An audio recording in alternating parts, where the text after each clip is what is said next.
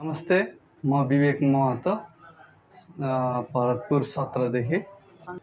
नमस्ते, मेरो नाम मेनुका महतो, म भरतपुर 17 चितवनदेखि। हाम्रो चाहिँ 5 वर्षको छोरो छ, उसको नाम चाहिँ रियान महतो। जुलाई 27 मा मेडिकल थियो। मेडिकलमा चाहिँ हामी 3 जना नै गयौँ। 3 जना जाँदाखेरिमा अब हाम्रो छोरोको र मेरो चाहिँ मेडिकल रिपोर्ट राम्रै आयो।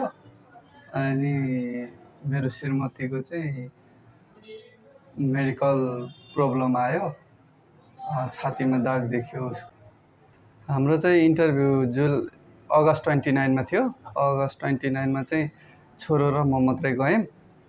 उसको चाहिँ मेडिकल रिपोर्ट प्रब्लम आएको भएर उसको चाहिँ अब 58 डेज पछि मात्रै इन्टरभ्यू दिन पाइन्छ भन्यो के अरे। हामी चाहिँ इन्टरभ्यूमा 2 जना मात्रै गयौँ। चाहिँ मेडिकली सबै फिट भएको हुँदा पनि अनि म्यामको चाहिँ अब मेडिकल प्रब्लम देखियो। अब हामी इन्टरभ्यूमा जाँदाखेरि चाहिँ अब हामी 2 जना बाउ छोराको मात्रै डकुमेन्टहरू लिएर गयौँ। श्रीमतीको चाहिँ अब केही पनि डकुमेन्टहरू चाहिएन। हामी 2 जनाको मात्रै त्यति बेला चाहिँ चाहियो त्यहाँ डकुमेन्टहरू। त्यहाँ चाहिँ सोधियो कि तपाईँको श्रीमतीलाई के मेडिकल होल्डमा राखेको हो भनेर सोधियो। अनि हजुर मेडिकल होल्डमा राखेको हो भन्यो। अनि उहाँहरूले के भन्नुभयो भने सेप्टेम्बर 30 सम्म चाहिँ उहाँहरूले दिइसक्नुपर्छ इन्टरभ्यू, यदि दिएन भने उहाँको क्यान्सल हुन्छ भन्नुभयो। इन्टरभ्यूमा चाहिँ हामीलाई त्यस्तो खासै गाह्रो केही पनि सोधिएन। नाम सोधियो अनि छोरोलाई पनि क्वेसन सोधियो, उसको नाम सोधियो छोरोलाई चाहिँ। अनि त्यहाँबाट स्पोन्सरको नाम सोध्नुभयो, स्पोन्सर कहाँ बस्नुभयो, कहाँ बस्नुहुन्छ भनेर सोध्नुभयो। अनि यो डकुमेन्टहरू सबै फेक त छैन नि भनेर भन्नुभयो। छैन भन्यो। त्यसपछि त्यस्तो खासै केही पनि सोध्नु भएन। अनि उहाँले योर भिजा इज एप्रुभ भनेर एउटा कार्ड दिनुभयो। अनि त्यो कार्ड अनुसार प्रोफाइल बनाउनुहोस् भन्नुभयो। अनि त्यो डकुमेन्टहरू पासपोर्ट चाहिँ भिजा लागेर इन्भेस्टमेन्ट ब्याङ्कमा आउँछ भनेर एम्बेसीबाट भन्नुभयो। अनि हामी बाहिर निस्क्यौँ। हामीले इन्टरभ्यू फी चाहिँ अब 2 जनाको मात्रै तिर्नु पर्ने रहेछ त्यहाँ। अब म्याडमको चाहिँ मेडिकल प्रब्लम देखेको भएर उहाँको चाहिँ पछि नै रिपोर्ट आएपछि मात्रै उहाँले इन्टरभ्यू दिँदाखेरि उहाँले नै तिर्नु पर्ने रहेछ। हाम्रो चाहिँ त्यति बेला फी चाहिँ 2 जनाको मात्रै तिरियो। 27 मा चाहिँ मेडिकल गरेको थियौँ। अनि हाम्रो बाउ छोराको मात्रै इन्टरभ्यू चाहिँ अगस्त 29 मा भयो। अनि म्याडमको चाहिँ अब सेप्टेम्बर 26 मा मेडिकल रिपोर्ट आएपछि इन्टरभ्यू भयो उहाँको चाहिँ। अहिले हामी भिजा लिएर यहाँ आएको छौँ।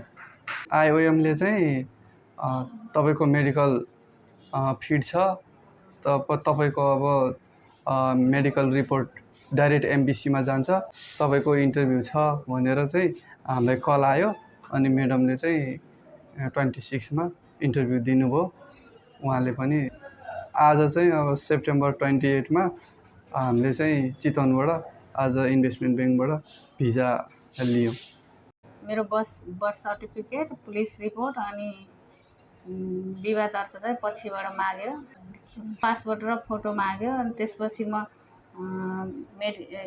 इन्टरभ्यू फी तिर्न गएँ। सरले चाहिँ मलाई तपाईँको नाम के हो, तपाईँको बुबा आमाको नाम के हो, अनि श्रीमानको नाम के हो र छोराको नाम सोध्नुभयो।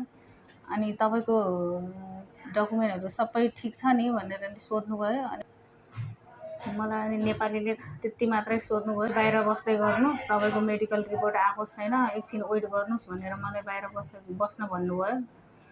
अनि एकछिन पछि मेडिकल रिपोर्ट आएपछि अनि फेरि मलाई टोकन अनुसार भित्र विदेशी म्याडमले बोलाउनु भयो।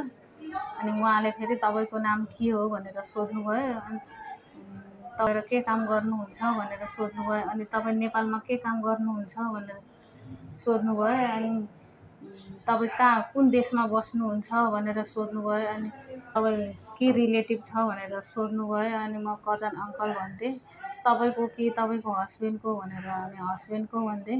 स्पोन्सरको एड्रेस सोध्नुभयो। तपाईँको फर्स्ट म्यारिड हो भनेर सोध्नुभएको थियो भनेर सोध्नुभएको थियो। म फेरि झुक्केर हजुर भन्थेँ। अनि खै दिनुहोस् न त भनेर भन्नुभएको थियो। अनि पछिबाट ए छैन म्याम भनेर भन्थेँ। ओके भनेर भन्नुभयो। मेडिकल रिपोर्ट चाहिँ आइएमबाट सिधै मलाई नदिइकन एमबिसी पठाइदिनु भएको थियो। पास थिएँ। मेरो श्रीमती चाहिँ प्लस 2 पास थिएन, अब एसएलसी नै थियो के अरे। डिबी चाहिँ मैले फर्स्ट टाइम भरेको।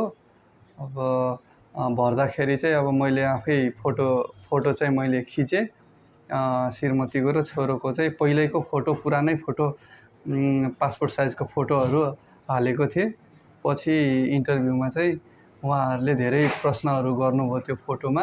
फोटो एकदम पुरानो भएको थियो, तपाईँले कुन कपडा लगाउनु भएको थियो भनेर, कहिलेको फोटो हो यो भनेर सबै प्रश्नहरू सोध्नु भएको थियो। त्यही भएर फोटो चाहिँ आफैले स्वयं उपस्थित भएरै खिच्नुपर्छ। त्यो पनि स्वयं आफै सपरिवारले सबै आएर चाहिँ फोटो खिचेरै डिबी भन्नुभयो भने राम्रो हुनेछ। 2024मा चाहिँ अमेरिका जाने सपना तपाईँहरूको पुरा हुनेछ। हस् त, नमस्ते।